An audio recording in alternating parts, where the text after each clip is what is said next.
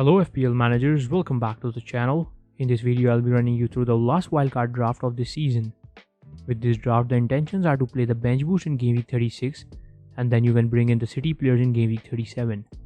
You can save your free transfers in game week 35 and 36 and then use the 2 in 37 accordingly.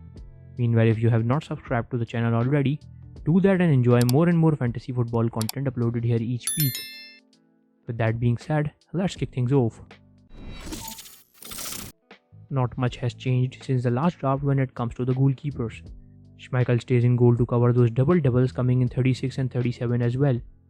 This game week finally he returned a clean sheet and there are hopes now from him. With their players back from injury, Leicester's side looks a bit stable. However, the rotations due to the European ties might come into play. Nonetheless, the Danish goalkeeper is pretty active at the back and he usually makes a lot of saves resulting in extra points. Ben Foster, the budget goalkeeper, stays in on the bench as he has a double in 36 and most importantly he's pretty cheap.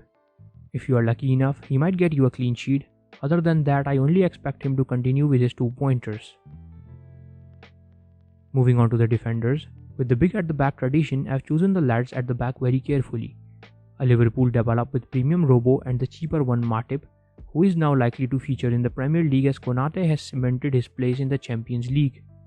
You can also look at other options in case Matip doesn't suit you. Alonso can definitely be considered too in his place.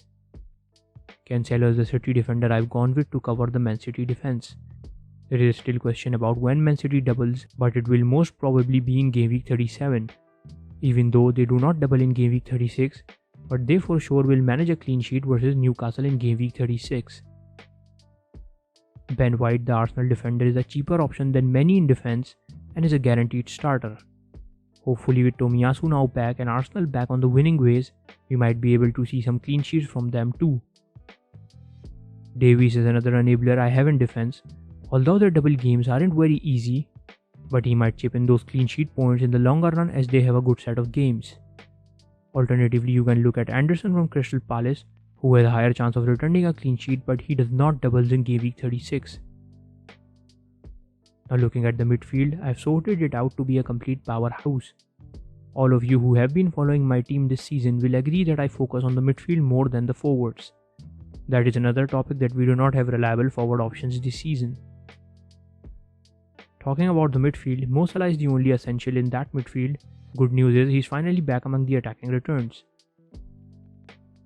Coutinho is a differential I've included in. He has a very good away record in the Premier League this season. Though Villa has not been convincing so far, but I still think Coutinho is the best asset to own from their team. Mason Mount showed some glimpses of his form in the game versus West Ham. As he statistically edges Havertz this season, I prefer him over the German. Son and Saka are no surprises here. Arsenal back in form and Saka on the scoring spree, so in my opinion this is the best time to capitalize on his form. Son stays in to cover that Spurs attack as I have gotten rid of Kulusevski.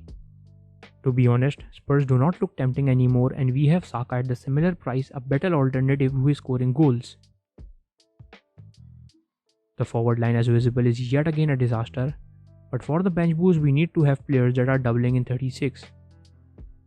Dennis miraculously is among those attacking returns, so we might hope for just one more in 36 with the bench boost active. And KD is another differential I've gone with, and the reason to go for him is that he has been looking impressive since his game versus Chelsea. He's pretty cheap and might be starting games for Arsenal if he continues his impressive form. And at last it is Richarlison from Everton who has been among the attacking returns too. Even with DCL on, he was on the penalties and has been clinical to an extent. Watkins can certainly be another alternative, but Richarlison's recent goal involvements is the reason I have chosen him over the Villa forward. So this year concludes the wildcard draft. The fixtures of both 35 and 36 are visible to make things easier for you. Thanks to Plan FPL for this amazing planner. As always, I will post my team here out on the channel as well as on the Twitter handle. I'll also be holding a space on Twitter on Friday discussing some important tips and stuff with Joel, Navy Blue and Paz.